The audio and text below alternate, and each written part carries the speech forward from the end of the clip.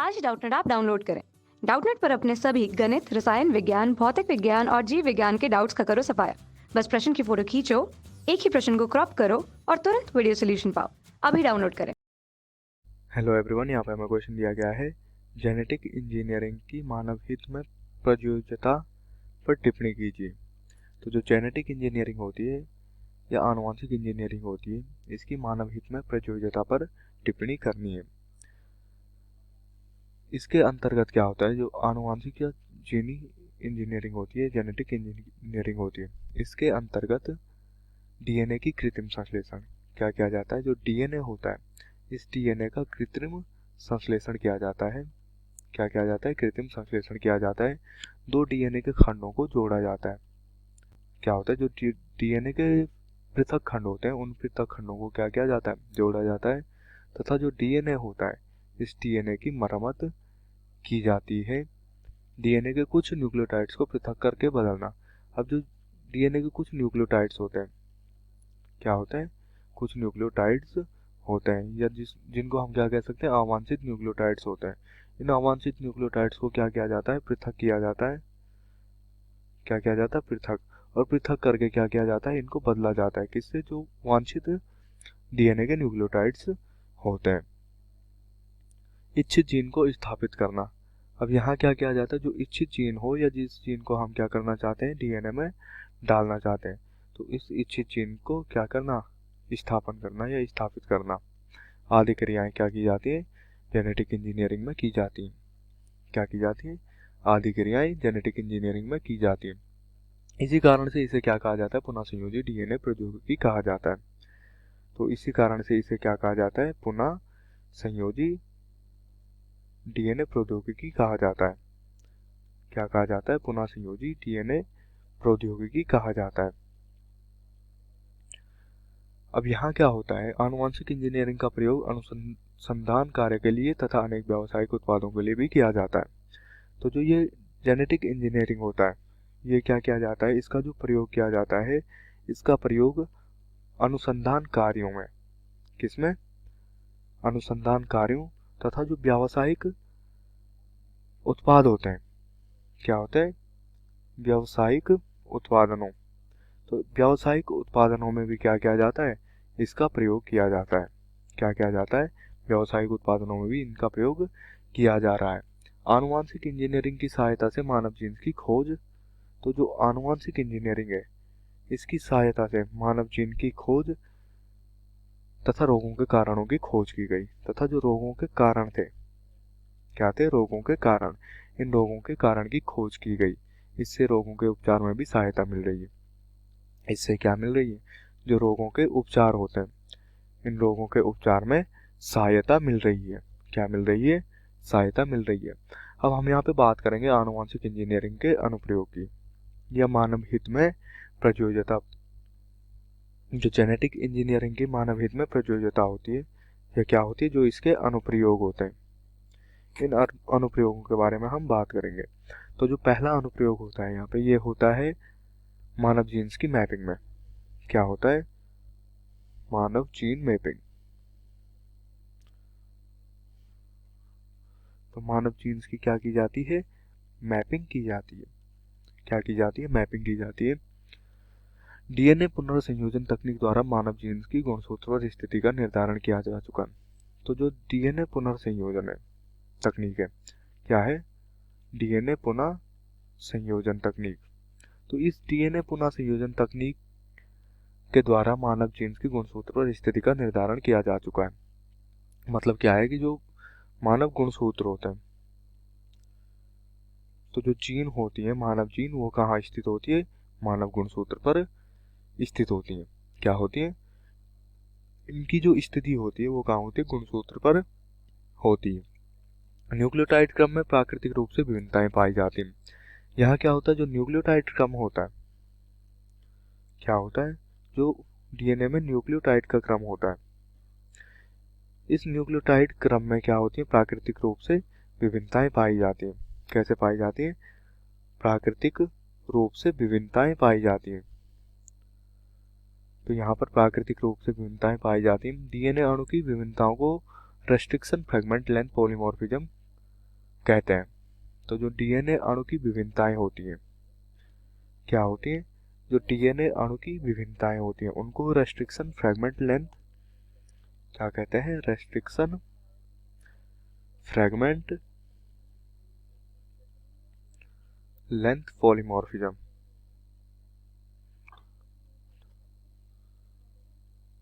Length polymorphism, या जिसको क्या कहते हैं? RFLP। क्या कहते हैं? RFLP कहते हैं। ऐसे हजारों RFLP मानव जीनोम में खोजे जा चुके हैं। तो ऐसे क्या किए जा चुके हैं? ऐसे हजारों RFLP मानव जीनोम में क्या किए जा चुके हैं? खोजे जा चुके हैं। इनकी वंशागति सामान्य मेंडेलियन वंशागति की भांति होती है। तो इनकी जो भांति होती है रेस्ट्रिक्शन फ्रेगमेंट लेंथ पॉलीमॉर्फिज्म की, इनकी जो वंशागति होती है वो मेंडेलियन वंशागति की भांति होती है। मतलब जैसे मेंडेलियन वंशागति होती है उसी प्रकार क्या होती है? इनकी भी वंशागति होती है। दूसरी बात करें हम तो व्यक्तिगत जीन्स की पहचानने में भी इसका अनुप्रयोग किया जाता है। क्या किया जाता है? व्यक्तिगत जीन को पहचानने में। तो व्यक्तिगत जीन पहचानने में क्या किया जाता है? जेनेटिक इंजीनियरिंग का पता या जेनेटिक इंजीनियरिंग का प्रयोग किया जाता है। आनुवंशिक इंजीनियरिंग द्वारा व्यक्तिगत जीन्स की पहचान की गई। इसके द्वारा क्या की गई? आनुवंशिक इंजीनियरिंग के द्वारा व्यक्तिगत जीन की पहचान की गई और इस माध्यम से अनेक रोगों के जीन्स की खोज की गई। तो और इस माध्यम से क्या की गई? अनेकों रोगों की खोज की गई। क्या की गई? अनेकों रोगों की खोज की गई। तो तीसरा प्रयोग होता है आनुवंशिक रोगों का पता लगाना। तीसरा क्या होता है? जो आनुवंशिक रोग होते हैं, इन आनुवंशिक रोगों का पता लगाना। आनुवंशिक रोगों का पता लगाना। तो आनुवंशिक रोगों का पता कैसे लगाया जाता है कि अनेक आनुवंशिक रोगों का गर्भ में ही एम्नियोसेंटेसिस तकनीक द्वारा पता लगाया जा सकता है। कैसे? गर्भ में ही, जब क्या हो, शिशु गर्भावस्था में हो या माता के शरीर के अंदर हो, तो उसको क्या किया जाता है? एम्नियोसेंटेसिस के द्वारा। किसके द्वारा? एम्नियोसेंटेसिस के द्वारा गर्भ जो आनुवंशिक रोग होते हैं शिशु में उनका क्या किया जाता है? पता लगाया जा सकता है। डीएनए पुनर्संयोजन तकनीक द्वारा पश्चिमी देशों में। अब यहाँ पे जो डीएनए पुनः संयोजन तकनीक है, कौन सी तकनीक है? डीएनए पुनः संयोजन। तो इस डीएनए पुनः संयोजन तकनीक के द्वारा जो पश्चिमी देश है, इन पश्चिमी देशों में गर्भस्थ शिशुओं में, जो गर्भस्थ शिशु होते हैं या जो शिशु क्या होते हैं? अपनी माँ के गर्भ में होते हैं, माता के शरीर के अंदर होते हैं, उनमें अनेक प्रकार के आनुवंशिक विकार ढूंढे जा सकते हैं। मतलब क्या ढूंढे जा सकते हैं? अनेक प्रकार के आनुवंशिक विकार गर्भस्थ अवस्था में ढूंढे जा चुके हैं। जैसे थैलीसीमिया या दात्र कोशिका अरक्तता। कौन सी?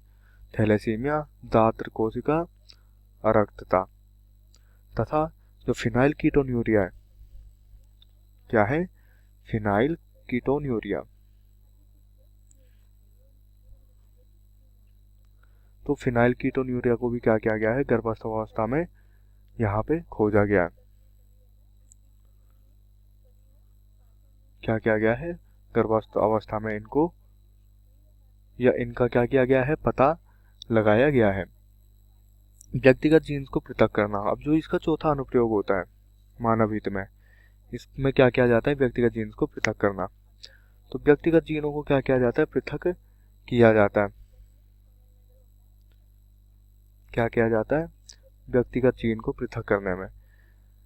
जीन्स को पृथक करने की तकनीक विकसित हो जाने के कारण कुछ जीन्स पृथक किए गए। अब क्या हुआ? जब ये जीन पृथक करने की तकनीक विकसित हुई तो क्या किया कि कुछ जीन यहाँ पे विकसित या पृथक किए गए जो निम्नलिखित समूह में वर्गीकृत किए जा सकते हैं। तो क्या किए जा सकते हैं? निम्नलिखित समूह में वर्गीकृत किए जा सकते हैं। पहला है राइबोसोमल आरएनए के जीन्स। तो जो राइबोसोमल आरएनए होता है, पहला है राइबोसोमल आरएनए के जीन्स। दूसरा है विशिष्ट प्रोटीन बनाने वाले जीन्स। कौन सा है? विशिष्ट प्रोटीन बनाने वाले जीन्स। तो विशिष्ट प्रोटीन बनाने वाले जीन्स। और तीसरा क्या है? तीसरा है नियंत्रण क्रिया वाले जीन्स। जो जीन्स क्या करते हैं, नियंत्रण क्रिया करते हैं। क्या करते हैं, जो जीन्स नियंत्रण क्रिया करते हैं, जैसे कि रेगुलेटरी जीन और प्रोमोटर जीन। जैसे कि क्या हो गया, रेगुलेटरी जीन। और दूसरा कौन सा होता है, दूसरा होता है प्रोमोटर जीन। तो इनका क्या किया गया, पृथक किया गया।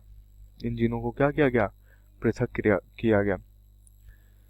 चौथा जो इसका अनुप्रयोग किया जाता है, या जो ये मानव हित में प्रयोग किया जाता है, ये है आनुवंशिक रोगों के उपचार में।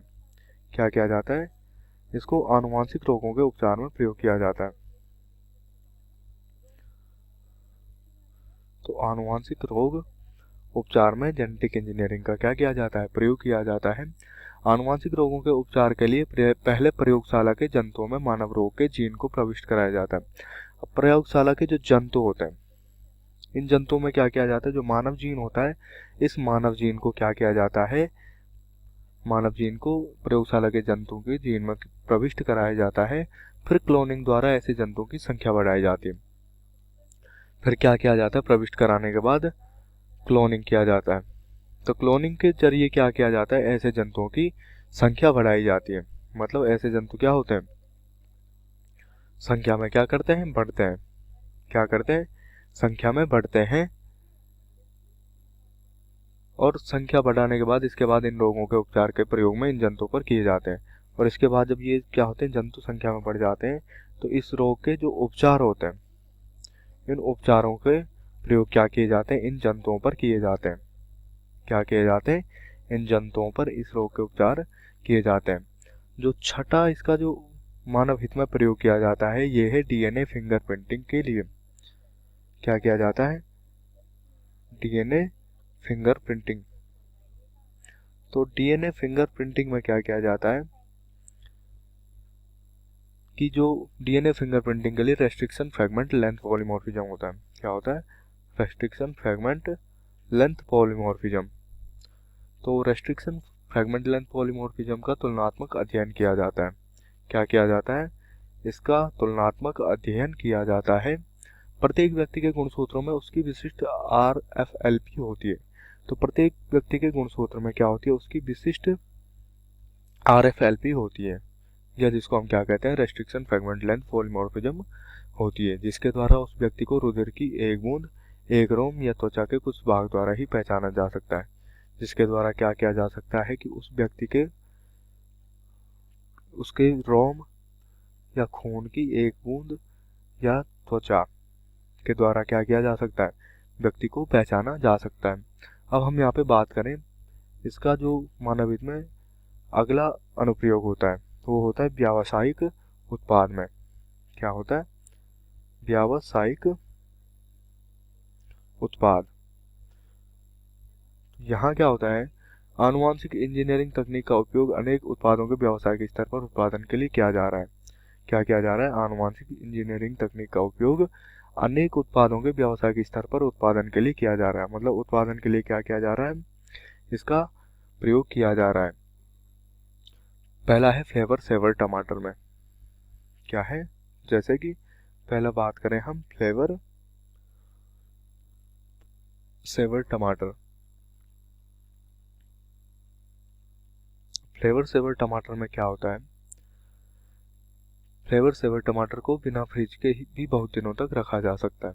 क्या किया जा सकता है, इसको बिना फ्रिज के भी बहुत दिनों तक रखा जा सकता है।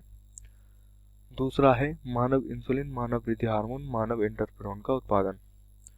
तो जो मानव इंसुलिन है, इसका उत्पादन, दूसरा जो वृद्धि हार्मोन होते हैं, मानव वृद्धि हार्मोन, मानव वृद्धि हार्मोन का उत्पादन तथा मानव इंटरफेरोन का उत्पादन में। किसके उत्पादन में, मानव इंटरफेरोन के उत्पादन में। विभिन्न रोगों के टीकों का भी उत्पादन किया जा रहा है। अब जो विभिन्न रोग होते हैं, विभिन्न रोगों के जो टीके होते हैं, तो टीके के उत्पादन में भी जेनेटिक इंजीनियरिंग का उपयोग किया जा रहा है। जैसे हेपेटाइटिस बी और एंटी रेबीज टीके, जैसे हेपेटाइटिस बी और एंटी रेबीज टीके। कौन से टीके, एंटी रेबीज टीके। व्यापारिक महत्व के कीट प्रतिरोधी पौधे को विकसित किया जाता है, और जो पौधे क्या है व्यापारिक महत्व के, तो उनको क्या किया जाता है, प्रतिरोधी बनाया जाता है। क्या किया जाता है, उनको प्रतिरोधी बनाया जाता है। इसी प्रकार विषाणुरोधी तथा जीवाणुरोधी पौधे भी तैयार किए जा रहे हैं। तो इसी प्रकार क्या किए जा रहे हैं, जैसे जो पौधे क्या किए प्रतिरोधी तैयार किए जा रहे हैं, वैसे ही जीवाणु तथा विषाणुरोधी पौधे भी तैयार किए जा रहे हैं। कक्षा 6वीं से 12वीं से लेकर नीट, IIT, जेईई वो एडवांस के लेवल तक 1 करोड़ से ज्यादा छात्रों का भरोसा। आज ही डाउनलोड करें डाउटनेट ऐप या व्हाट्सएप करें अपने सारे डाउट्स 8400 400 400 पर।